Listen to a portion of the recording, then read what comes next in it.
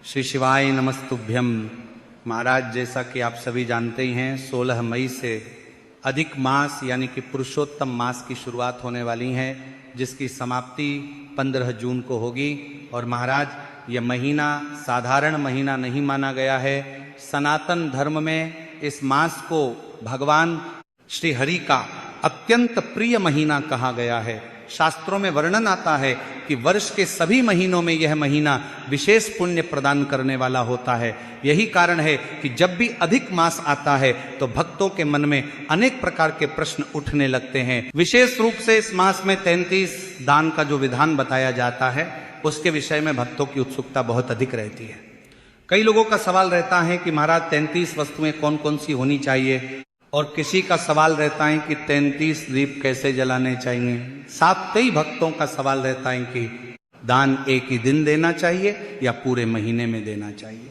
इसी के साथ महाराज, कई भक्तों का सवाल रहता है कि यदि उनकी सामर्थ्य कम हो तो क्या वे इस नियम को कर सकते हैं या नहीं। तो इन सभी प्रश्नों के उत्तर जानने के लिए वीडियो में अंत तक बने रहे, और वीडियो पसंद आए तो वीडियो को लाइक करें, चैनल को सब्सक्राइब करें और कमेंट बॉक्स में ओम नमो भगवते वासुदेवाय नमः या हर हर महादेव जरूर लिखें। तो देखिए महाराज, सबसे पहले यह समझना आवश्यक है कि अधिक मास होता क्या है। हमारे हिंदू पंचांग में चंद्र मास और सूर्य मास की गणना में अंतर आ जाता है। इसी अंतर को संतुलित करने के लिए लगभग प्रत्येक 3 वर्ष में एक अतिरिक्त महीना आता है। इसी अतिरिक्त महीने को अधिक मास कहा जाता है। इसे पुरुषोत्तम मास भी कहा जाता है, क्योंकि भगवान श्री विष्णु ने स्वयं इसे अपना नाम और अपना आशीर्वाद प्रदान किया था। पुराणों में कथा आती है कि जब यह महीना उपेक्षित और तिरस्कृत महसूस कर रहा था, तब भगवान श्री हरि ने इसे अपने नाम से सम्मानित किया। तभी से यह पुरुषोत्तम मास कहलाया। इसलिए इस महीने में भगवान विष्णु की पूजा, दान और भक्ति का विशेष महत्व माना जाता है। कहा जाता है कि जो व्यक्ति पूरे वर्ष धर्म कर्म में अधिक समय नहीं दे पाता, यदि वह केवल अधिक मास में भी श्रद्धा से भगवान का स्मरण कर ले, दान कर ले और दीपदान कर ले, तो उसे महान पुण्य प्राप्त होता है। तो महाराज, अब बात आती है उस 33 दान की, जिसके विषय में आजकल बहुत अधिक चर्चा होती है। बहुत से लोग केवल सुन लेते हैं कि अधिक मास में 33 वस्तुओं का दान करना चाहिए, लेकिन उसके पीछे का भाव नहीं समझ पाते। वास्तव में यह केवल संख्या का नियम नहीं है, बल्कि यह श्रद्धा, सेवा और त्याग का प्रतीक माना गया है। सनातन परंपरा में 33 को अत्यंत पवित्र संख्या माना गया है। शास्त्रों में 33 कोटि देवताओं का भी उल्लेख आता है। इसी कारण अधिक मास में 33 वस्तुओं का दान शुभ माना गया है।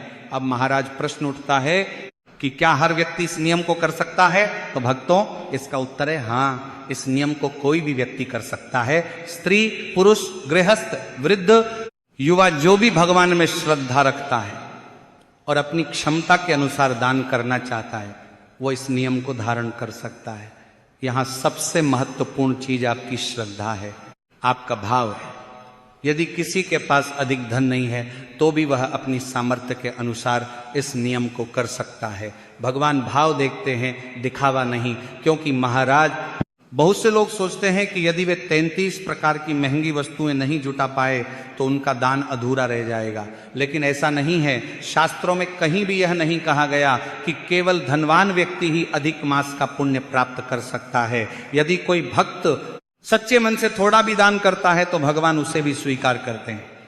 हाँ, यदि सामर्थ्य अधिक है तो अधिक दान करना उत्तम माना गया है, लेकिन सामर्थ्य से बाहर जाकर कर्ज लेकर या घर में परेशानी पैदा करके दान करना उचित नहीं माना गया है। अब महाराज, यह भी समझना आवश्यक है कि 33 वस्तुएं कौन कौन सी हो सकती हैं। कई लोग सोचते हैं कि कोई निश्चित सूची होगी जिसे ही मानना पड़ेगा, लेकिन वास्तव में ऐसा नहीं है। आप अपनी श्रद्धा और आवश्यकता के अनुसार वस्तुएं चुन सकते हैं।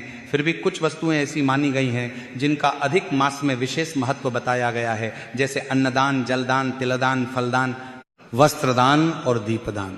इनका फल अत्यंत शुभ कहा गया है। यदि आप अन्न का दान करते हैं तो यह सबसे श्रेष्ठ दानों में गिना जाता है, क्योंकि अन्न ही जीवन का आधार है। भूखे व्यक्ति को भोजन देना केवल दान नहीं बल्कि महान सेवा मानी गई है। इसी प्रकार जलदान भी अत्यंत पुण्यकारी माना गया है। गर्मी के समय प्यासे व्यक्ति को जल पिलाना या जल की व्यवस्था करना बहुत बड़ा पुण्य देता है। तिल का दान भी अधिक मास में विशेष महत्व रखता है। शास्त्रों में तिल को पवित्रता और पापों के नाश का प्रतीक माना गया है। इसी कारण तिल का दान और तिल से संबंधित पूजा इस मास में शुभ मानी जाती है। इसी के साथ महाराज फलदान भी अत्यंत श्रेष्ठ माना गया है। विशेष रूप से मौसमी फल जैसे आम, खरबूजा, तरबूज आदि दान करना शुभ बताया गया है। इसके साथ ही छाता दान, जूते दान और वस्त्र दान का भी विशेष महत्व माना गया है। अब कई लोग सोचते हैं कि आखिर इन वस्तुओं का इतना महत्व क्यों बताया गया। इसके पीछे भी एक गहरा भाव छिपा हुआ है। सनातन धर्म में माना गया है कि मनुष्य के कर्म ही उसके साथ जाते हैं। जब जीव इस संसार से आगे की यात्रा करता है तो उसके पुण्य और पाप ही उसके साथ ही बनते हैं। गरुड़ पुराण में वर्णन आता है कि जिसने जीवन में दान किया होता है उसे आगे की यात्रा में सहायता प्राप्त होती है। जिसने प्यासों को जल दिया होता है उसे जल की प्राप्ति होती है। जिसने अन्नदान किया होता है उसे भोजन की प्राप्ति होती है। जिसने छाता दान किया होता है उसे कठिन मार्ग में छाया मिलती है। यही कारण है कि इन दानों को अत्यंत कल्याणकारी कहा गया है। अब महाराज कई भक्त ये पूछते हैं कि क्या खाने पीने की वस्तुओं के साथ अन्य वस्तुएं मिलाकर दान कर सकते हैं? तो इसका उत्तर है हाँ, आप विभिन्न प्रकार की वस्तुएं मिला सकते हैं।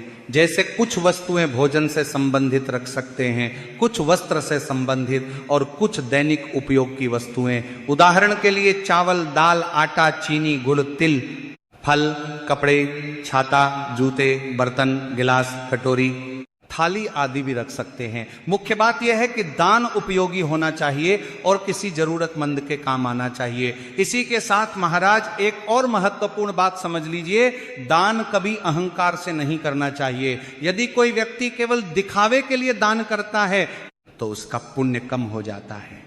लेकिन यदि कोई व्यक्ति चुपचाप सच्चे मन से और भगवान को समर्पित भाव से दान करता है तो उसका फल अनेक गुना बढ़ जाता है। इसलिए जब भी दान करें मन में विनम्रता रखें।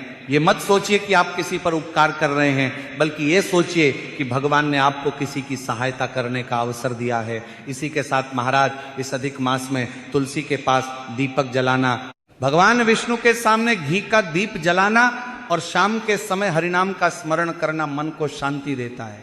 कई भक्त इस महीने में कथा सुनते हैं, गीता पाठ करते हैं और भजन कीर्तन करते हैं। ऐसा करने से घर का वातावरण भी सकारात्मक बनता है। तो महाराज अधिक मास का वास्तविक अर्थ यही है कि हम अपने जीवन में भगवान के लिए थोड़ा अधिक समय निकालें।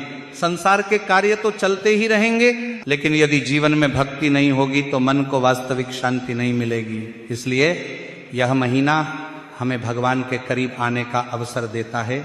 महाराज अब हम उस विषय पर विस्तार से चर्चा करेंगे जिसके बारे में भक्तों के मन में सबसे अधिक प्रश्न उठते हैं।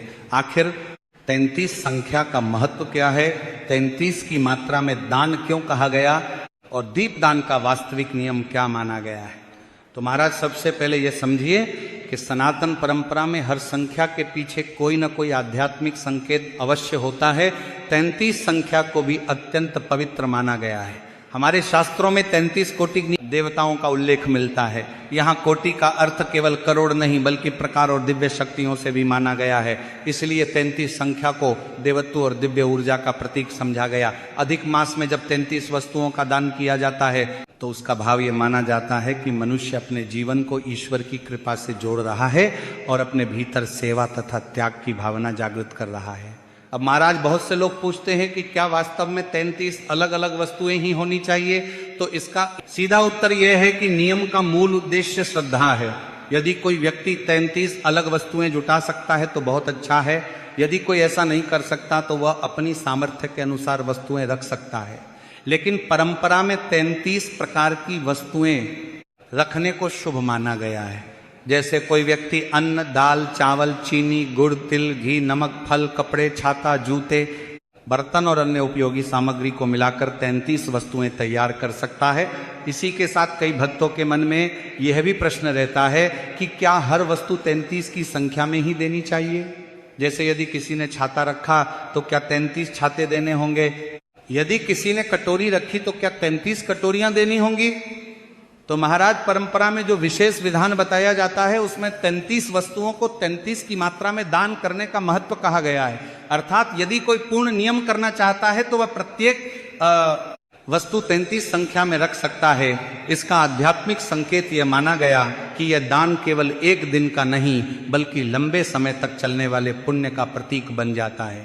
अब महाराज कई लोग अपनी क्षमता से अधिक खर्च करके केवल दिखावे के लिए बड़े बड़े दान कर देते हैं और बाद में घर में परेशानी आने लगती है। शास्त्र ऐसी बातों को उचित नहीं मानते हैं। यदि आपकी क्षमता कम है तो श्रद्धा से थोड़ी वस्तुएं भी पर्याप्त हैं। यदि क्षमता अधिक है तो अधिक दान कर सकते हैं। इसीलिए अधिक मास में सबसे बड़ा नियम संतुलन और श्रद्धा माना गया है।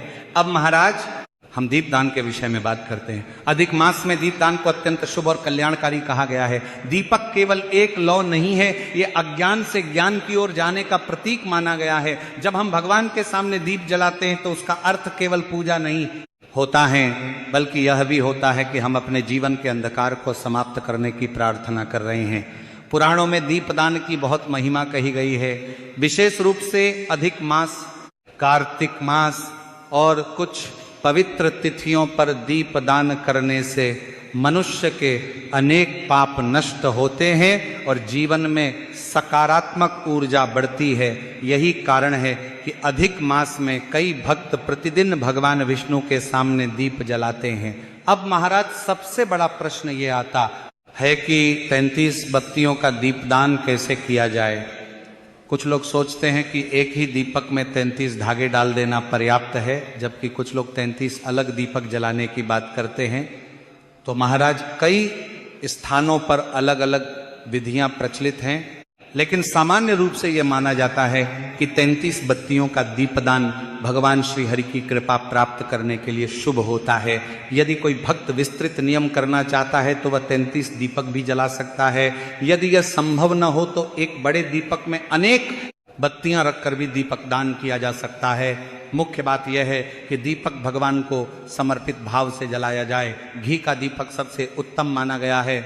यदि घी संभव न हो तो तिल के तेल का दीपक भी जलाया जा सकता है। इसी के साथ महाराज दीपदान करते समय मन में पवित्रता होना अत्यंत आवश्यक है। दीप जलाकर केवल फोटो खिंचवाने या लोगों को दिखाने का भाव नहीं होना चाहिए। जब दीपक जलाएं तो भगवान विष्णु का ध्यान करें, मन में प्रार्थना करें कि प्रभु हमारे जीवन के अंधकार को दूर करें और हमें धर्म के मार्ग पर चलने की शक्ति दें।